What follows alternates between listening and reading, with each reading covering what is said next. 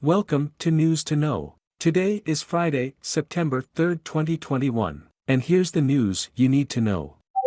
We begin in New Zealand, where 6 people were stabbed in a shopping mall in a suburb of Auckland. The attacker entered the Countdown supermarket, grabbed a knife from a display and stabbed the people nearest him. 3 of the 6 victims are in critical condition. The police shot the attacker dead a minute after he began his rampage. New Zealand Prime Minister Jacinda Ardern described it as a terrorist attack. The assailant was identified as a Sri Lankan national who has been living in New Zealand since 2011. He was known to be sympathetic to the Islamic State terrorist organization and was on a terror watch list since 2016. He was under 24-hour police surveillance at the time of the attack.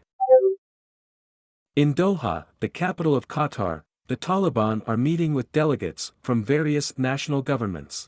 Russia, China and Iran have all expressed a desire to recognize the Taliban as the official Afghan government. Turkey, Turkmenistan and the United Kingdom have sent representatives to Qatar to negotiate with the Islamic extremist group.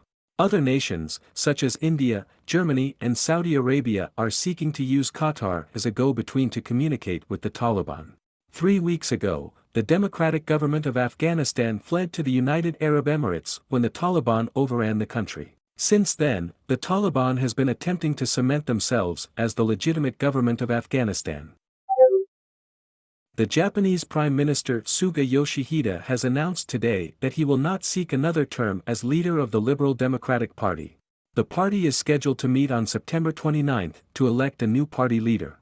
This means that Mr. Suga will be stepping down as Prime Minister and the new party leader will take over the post. The Prime Minister has faced criticism from the opposition over his handling of the increasing numbers of coronavirus infections in Japan. Mr. Suga became Prime Minister 1 year ago in September 2020 when long-serving Prime Minister Shinzo Abe resigned due to health issues. Before Mr. Abe's 8-year term as Prime Minister, it was commonplace for Japan to go through prime ministers every year or two.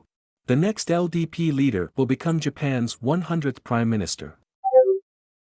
Following up with our report on Wednesday, in Afghanistan, the National Resistance Front, which controls Panjshir province, has resisted assaults by the Taliban. According to the NRF's leader, Ahmad Massoud, the National Resistance Front is in full control of all the mountain passes through the Hindu Kush that lead into the Panjshir Valley. The Taliban has confirmed their inability to take ground from the NRF, but claimed to have inflicted heavy casualties. The National Resistance Front has been bolstered in recent weeks by members of the Afghan military who have moved into Panjshir to continue resisting the Taliban's push for total control of Afghanistan. And finally, we head to Nigeria, where 4 northern states have imposed restrictions in order to curb criminal activity. Following yesterday's mass school abduction, 2 of the northern states have closed all schools until further notice. The states have also limited the sale of petrol to a maximum of $20 worth. Jerry cans are prohibited from being filled at gas stations. Motorcycles are limited to a 2-person maximum and carrying cattle in trucks across state lines is now prohibited. The state governments have acknowledged that this is an incredible inconvenience for residents, but have noted that these measures are necessary to stop not only kidnappings, but also cattle rustling, which is also on the rise. And now you know the news. Until next time, good night and God bless.